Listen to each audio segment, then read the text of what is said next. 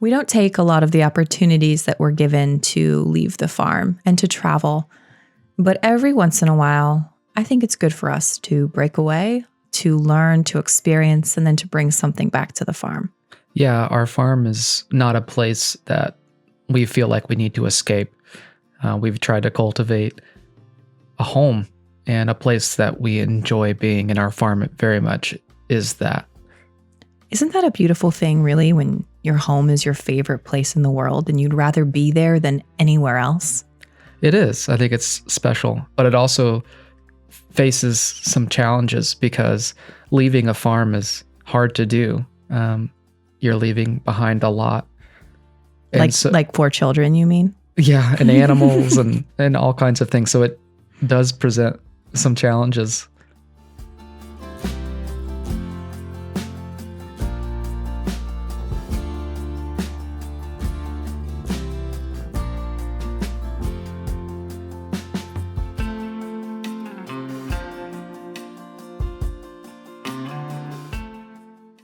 Show me what you got. What are you taking?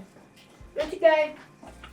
Knight's Castle, Magic by the Lake, Half Magic, The Shine Garden, and This Guy. You think you're going to read 6 books while you're gone?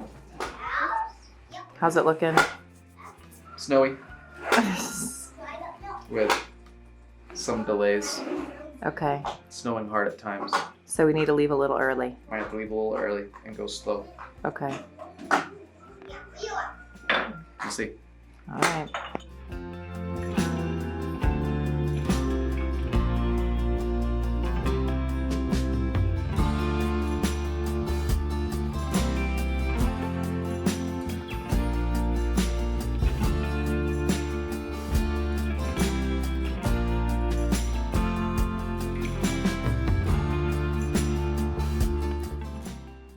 Stuart and I both had the opportunity to travel through Europe in our early 20s, and granted, we were very poor, and traveling was a lot different back then, before cell phones and debit cards and the internet, it seemed like.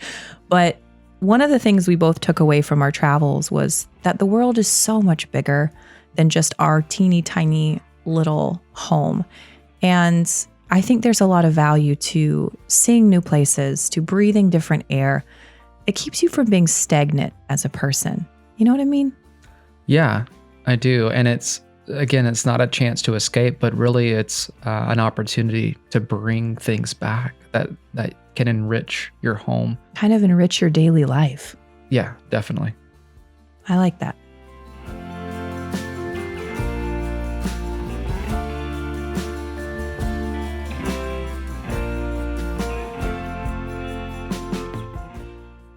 It is never easy to leave a farm any time of year, but especially in the winter time.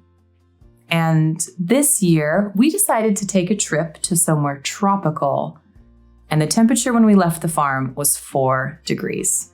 So even though we had put systems into place to try to help, that's cold. That's really cold. It does seem like the times that the temperature's at the extremes. Anything that can go wrong probably will go wrong. And it's at those times. It's at those times. Yeah. And it's always the hardest time of year to ask somebody to come and farm sit too. Because It's not like in the summer when the well's on and we can just water the animals easily. You're romping around through snow, hauling hay through snow, cleaning out nasty pens, hauling hose, draining the hoses, plowing the driveway. Yeah. It's icy and it's hard. It's hard even for a seasoned farmhand. But this year we brought somebody to the farm to watch it while we were going to be gone that had never really done any of this work before. But he was willing, which we were thankful for. That's like 90%. As long as you're willing, you can get 90% of the way. So he was actually great. But, it's always asking a lot. It's asking a lot of somebody to take care of your animals. Yeah. And in the middle of the frozen winter. Yes. Yes. So it was a big ask already, but he was willing. We showed him the ropes. We packed up, which was very stressful. And then, before you know it, we're on a plane to Hawaii, and it was amazing.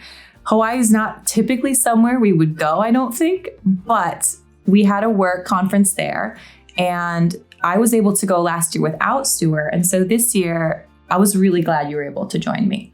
Yeah, I was excited to go. And we tacked on a couple of days, extra days, just so that we can enjoy Hawaii. Yes. And just, I was really excited. Never been before. And it's just a whole new kind of place. And I was having a lot of fun. It was a hoot.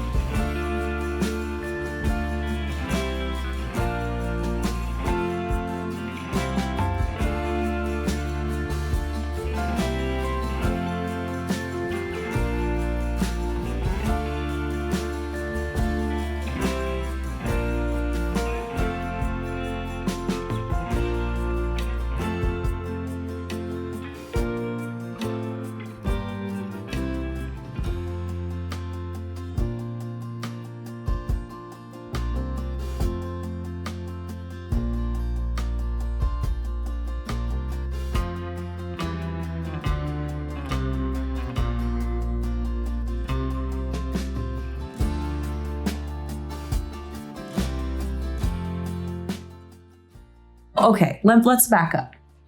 The day that we're leaving for Hawaii, excited as we are, it's 4 degrees, and our water pipe on the outside of our house that we hook our hose up to water the animals in the winter breaks. Because, as you said, if it can go wrong, it does.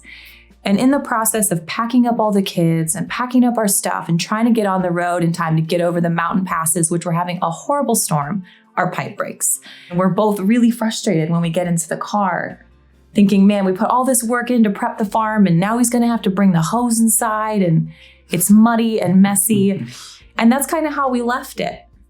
So we're at breakfast, our first full day, and our farm sitter calls us and tells us that he's inside hooking the hose up, which he shouldn't have even been inside. And he sees sparks coming from an old wire. And I'm getting, your half of the conversation on the phone. Yeah. Starting to freak out a little bit. Yeah, you never want to hear when you're, in Hawaii, 6-hour plane ride away, that wires in your house are sparking. But he was actually, he was very calm and cool and collected.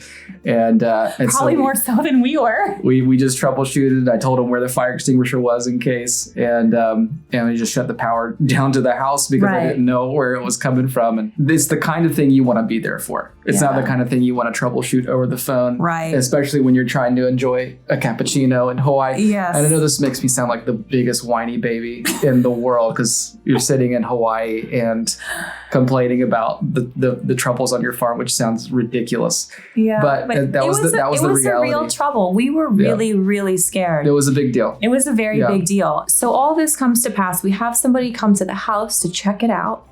And he says, there's a gas leak in your house. A gas leak.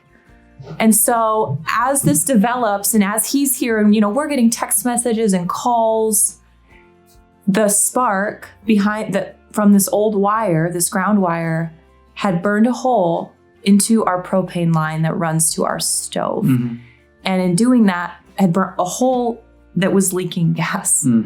So he was able to shut the propane off, air out the house, semi-fix the wire until we got home so that the power could be on so that all the food didn't go bad. We were very fortunate and we were very thankful that a bigger crisis was averted and that we had people here that were able and willing to troubleshoot and to figure it out. And that he was safe. I mean, your mind just runs to worst case scenario, runs to all the different things that could have happened. He shouldn't have even been inside the house to see that spark. And when a spark burns a hole into a propane line, it seems like the person who discovers that shouldn't make it out unscathed. Right. And the house, other than some small burn marks on the wood, just doesn't seem like that's the way it should go. Yeah. So we get it settled. We go to our conference. We enjoy the rest of our time in Hawaii. And we come back home.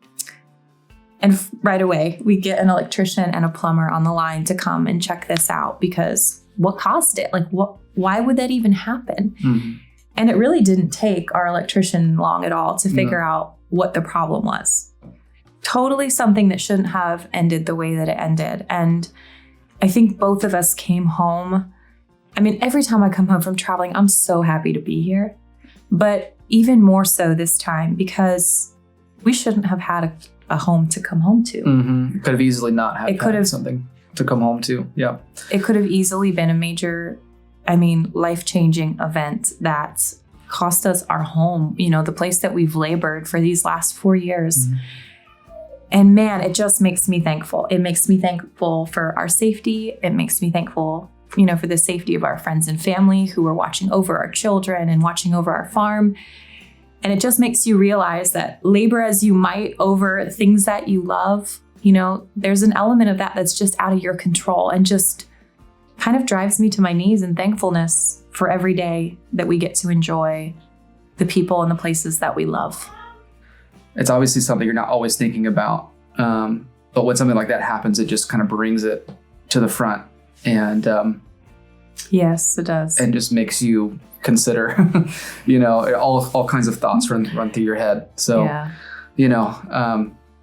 I'm thankful we had something to come back to, and that we were able to get it fixed relatively easily. Nobody was hurt, and all of that makes you very thankful. So. Much to be thankful for. Mm-hmm.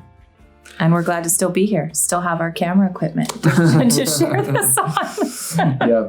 Yeah. I know it's one of those. I was telling my dad what had happened, and he just kind of like sighed afterwards. He's like, "You've got to write that down." It's like one of those stories. Count? Yeah.